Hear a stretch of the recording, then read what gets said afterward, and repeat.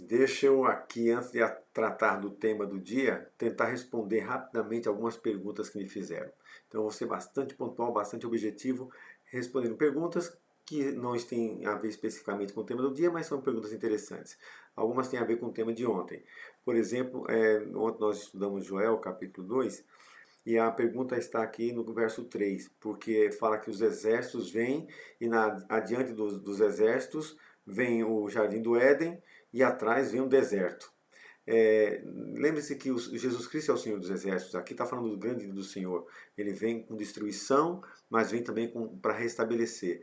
No projeto de Deus, o homem foi criado e a casa nossa era para ser o jardim do Éden. Só que o pecado entrou e o jardim do Éden foi recolhido. Então, o novo céu e a nova terra vai ser o restabelecimento do Éden perdido. Então, quando Cristo voltar, à frente dele vem esse projeto de restabelecimento do Éden perdido.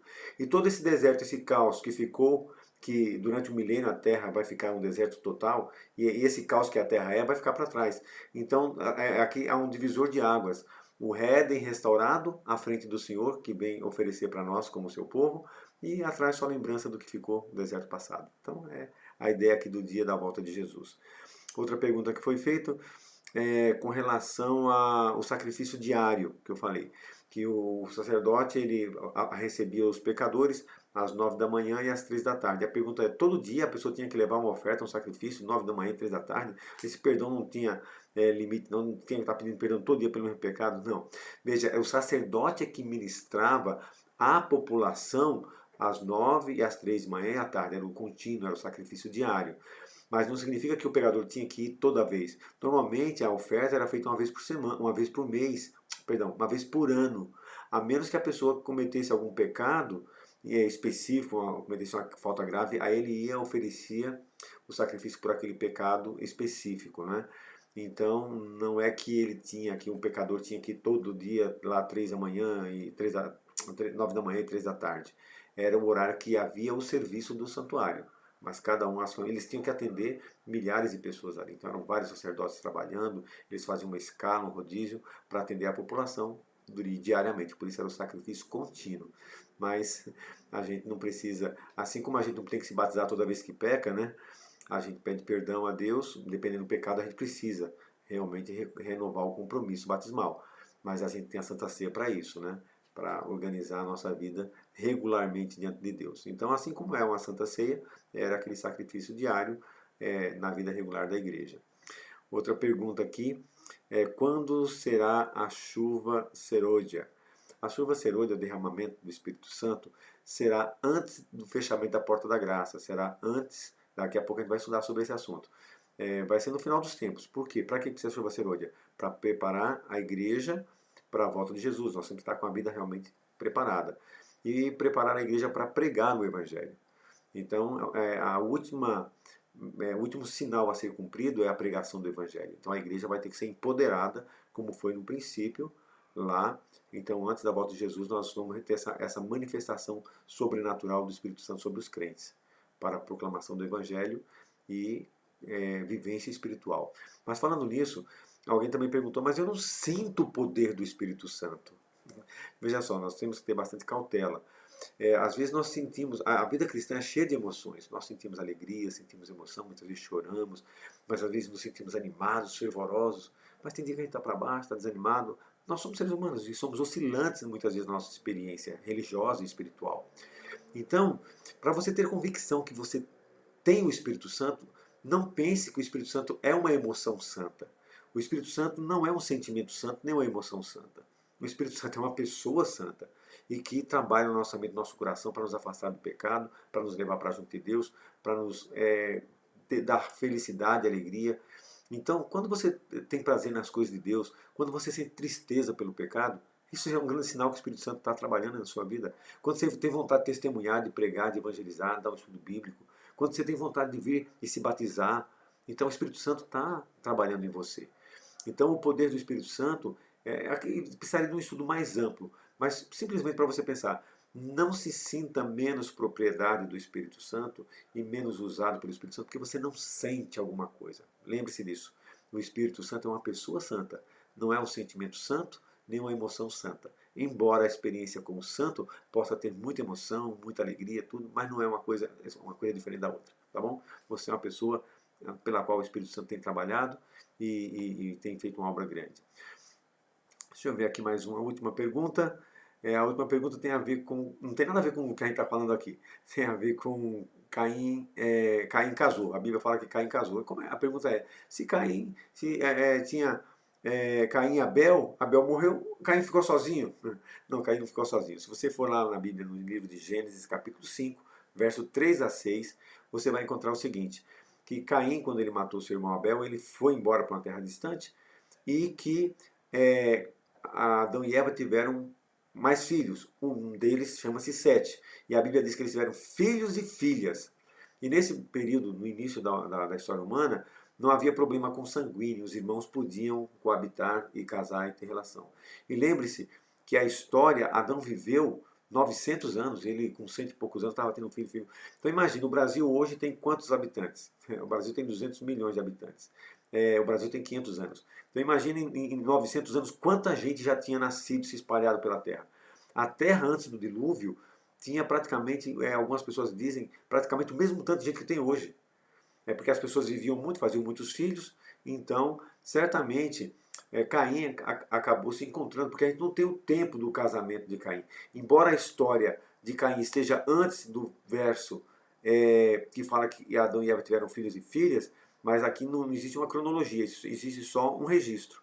A gente não sabe quanto tempo Caim demorou para casar, para encontrar uma parente dele que se espalhou pela terra e casou. Pode ter demorado 30, 40, 50, 60, 80 anos, mas ele casou, encontrou essa pessoa e formou família, e aí você sabe o resto da história. Então é só isso aí.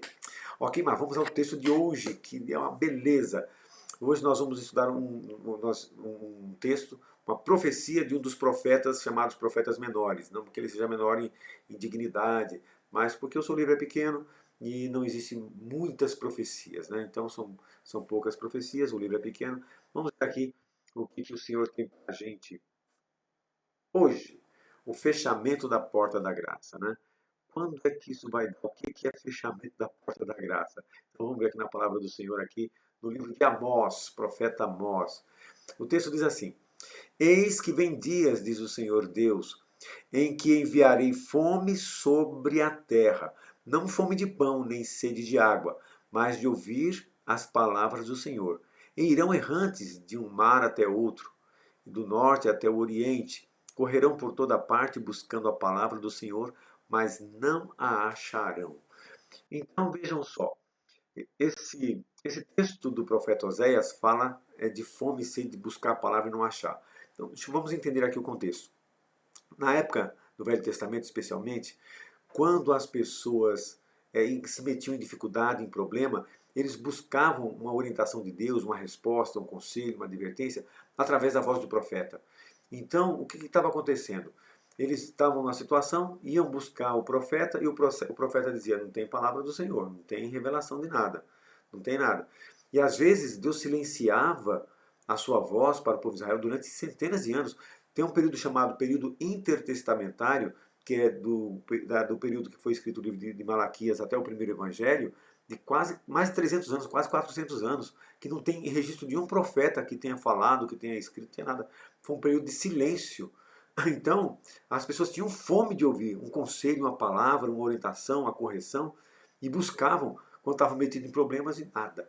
Então, o primeiro sentido desse texto tem a ver com a própria vivência do povo de Israel no passado. Mas no sentido escatológico, no sentido profético, para a gente hoje, tem uma dimensão muito mais ampla, porque esse texto ele é colocado de maneira profética no futuro.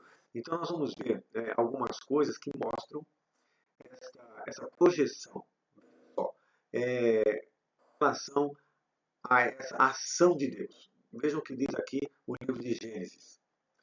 Então disse o Senhor: não contenderá o meu espírito para sempre com o homem, porque ele também é carne, porém os seus dias serão 120 anos.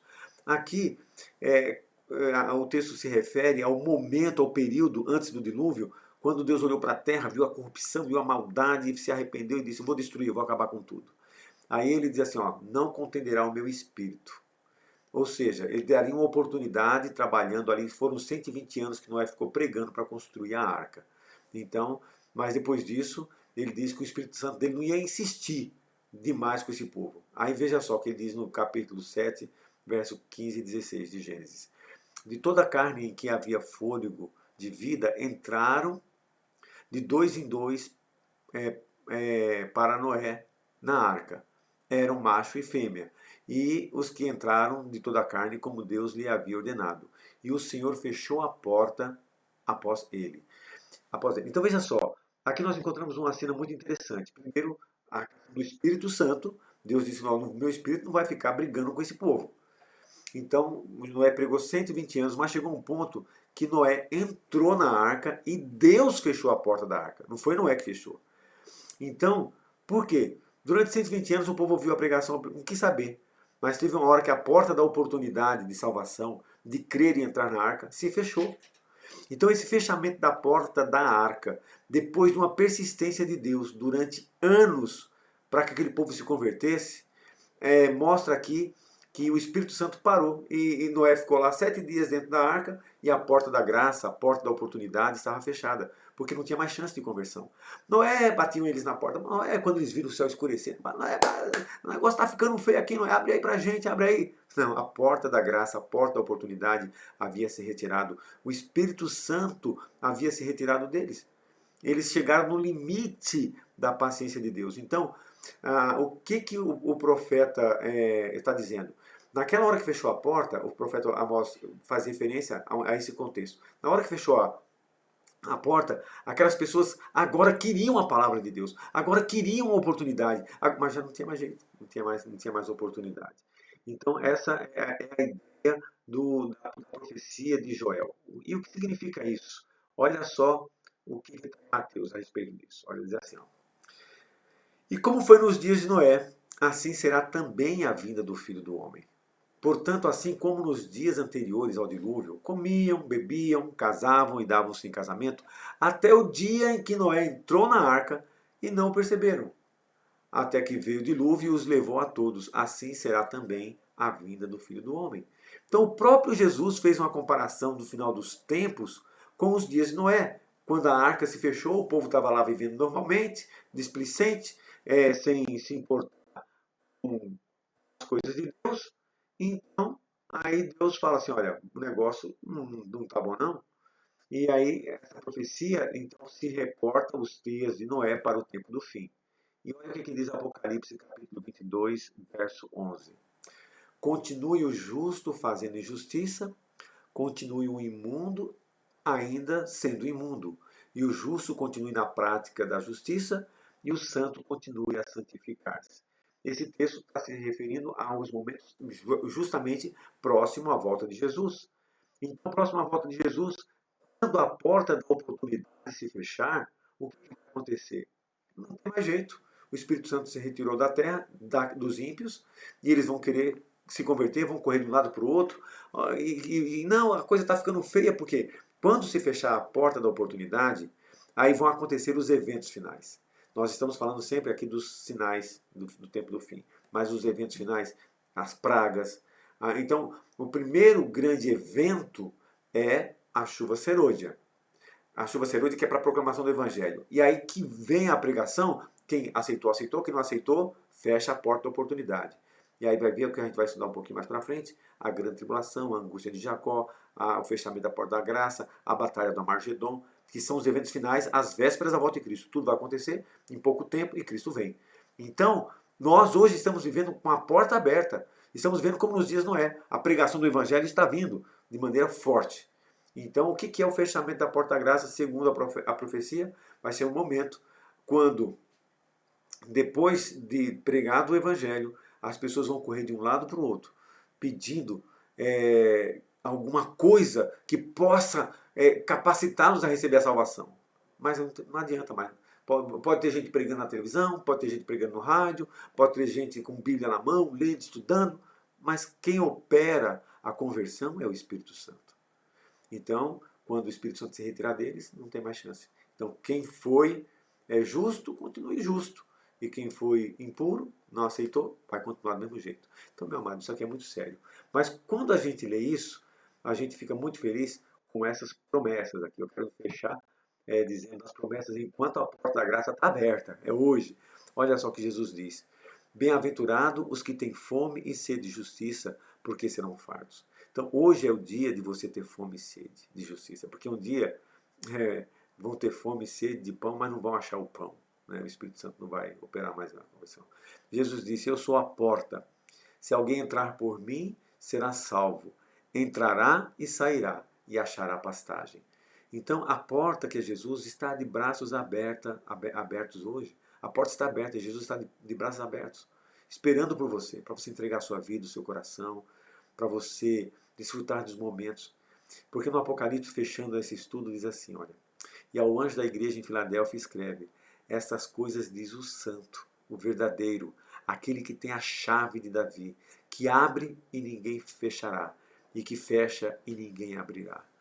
Então Jesus, que tem a chave, ele tem a chave da minha vida, do meu coração, ele tem a chave dos meus caminhos. Eu dei o meu coração para ele. Você também deu o seu coração para ele. Então ninguém pode entrar, ninguém pode fazer nada, porque Jesus, você tem, no Espiritismo ele tem uma expressão corpo fechado. Não existe corpo fechado sem Cristo. Então você colocou a sua mão, a sua vida na mão de Jesus, então ele abre e fecha os caminhos da sua vida. Ele, só ele tem esse poder. Mas a porta da graça também ele tem o poder de abrir e fechar. Hoje está aberta. Ele disse, eu sou a porta está aberta, eu tenho a chave da porta. Então o que você tem que fazer hoje? Senhor, muito obrigado pela oportunidade de graça, de salvação. Me ajuda a permanecer fiel até o fim. E quando a porta se fechar, o meu destino esteja selado ao teu lado. Você quer isso? Então entregue a sua vida para Jesus. Renova esse compromisso com Cristo mais uma vez hoje, para a glória dele. Tá bom? Deus abençoe. Até amanhã.